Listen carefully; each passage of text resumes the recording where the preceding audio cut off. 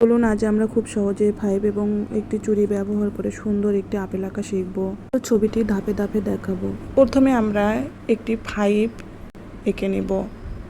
5টি কিভাবে আঁকতেছি step by step ভিডিওটি দেখতে থাকুন।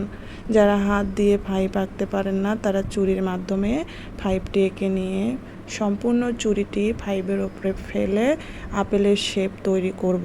নিচের অংশটুকু মিশে নিচের অংশটুকু আঁকবো, উপরে ডাটা আঁকবো। এরপর আমরা পাতা আঁকবো, দুই পাশে দুটি পাতা আঁকবো।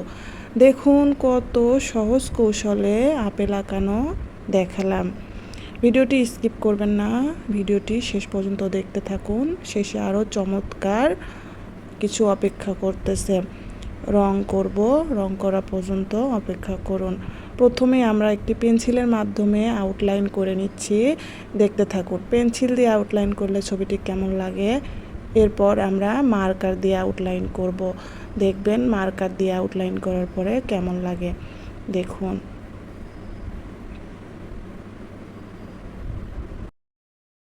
ছবিটি আউটলাইন করতে গিয়ে বাঁকা করে ফেলবেন না, খুব সাবধানে নিখুঁতভাবে আউটলাইন করবেন। দেখুন আমরা উপরের পেন্সিলের দাগগুলো মিশে ফেলব।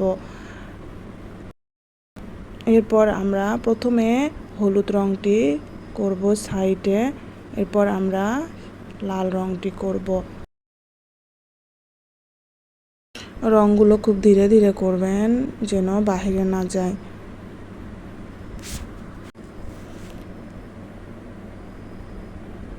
দেখুন রং করার পরে কত সুন্দর লাগবে দেখতে পারবেন, একটু ধৈর্য ধরুন।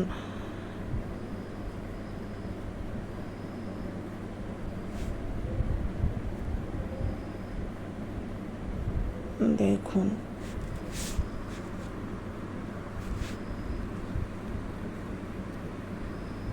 এরপর আমরা পাতাতে সবুজ রং ব্যবহার করব, গাঢ় সবুজ রংটি দিব। দেখুন কত সহজে একটি 5 থেকে আপেল আঁকানো হলো। আপনি আপনার বাচ্চাকে খুব সহজে এই ভিডিওটি দেখে শেখাতে পারবেন।